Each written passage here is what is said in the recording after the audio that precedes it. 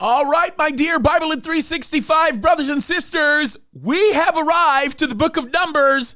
And I know there's a lot of people that say, oh, those books are so boring. Genesis, well, not so boring. Genesis is kind of like watching Telemundo. I mean, but when you get to Numbers and Leviticus and Deuteronomy, oh gosh, it can be very boring to some people. But that might be because you got people teaching it that might be boring. Because I can tell you this right now, the book of Numbers is awesome. It's exciting. I'm going to tell you why it's so exciting. First of all, if you like military stuff, if you're interested in strategy and that's the kind of thing you think is really cool, well, the book of Numbers literally starts off with the Lord reorganizing the camp of Israel for the purpose of strategic military strike as they go into the promised land. And if you like studying history as it relates to the military, this is an incredibly powerful section of the Bible because you will learn a lot about the mind of God and what he did. Now, if you take some time to actually study the formations, which we'll talk about that. I'll do a devotion about that, that deal with how the camp was strategically placed. You'll notice a couple of things. First of all, you'll know that it was brilliant militaristically speaking.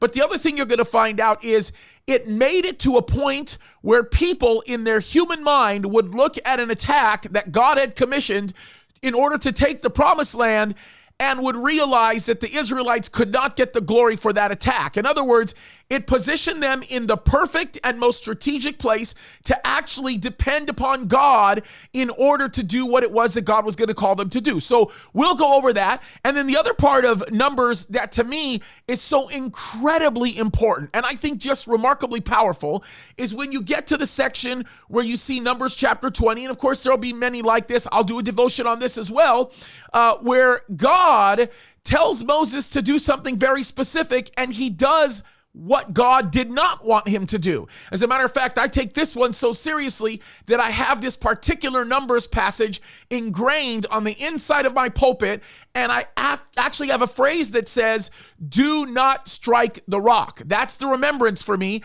and it reminds me to not misrepresent God. God wanted Moses to speak to the rock. Moses got upset, and he struck the rock, and thus he misrepresented God before all the people and created a very, very difficult situation that kept Moses from experiencing all that God wanted him to experience. He didn't get to go into the promised land. And folks, one of the things we're going to learn from the book of Numbers is when you learn to do things God's way, when you take advantage of the promises of God, when you listen to God's voice and walk according to the will of God, which we'll also learn about that, you get an incredible reward that goes above and beyond each and every single thing that you can possibly imagine. And I oftentimes, when I talk about passages like Numbers and we go over this, I like to take my wedding ring off and share people what is on the inside of my wedding ring. The inside of my wedding ring says James and Nicole, and then right there it says Ephesians 3:20, where Paul makes a declaration that God is capable of giving to us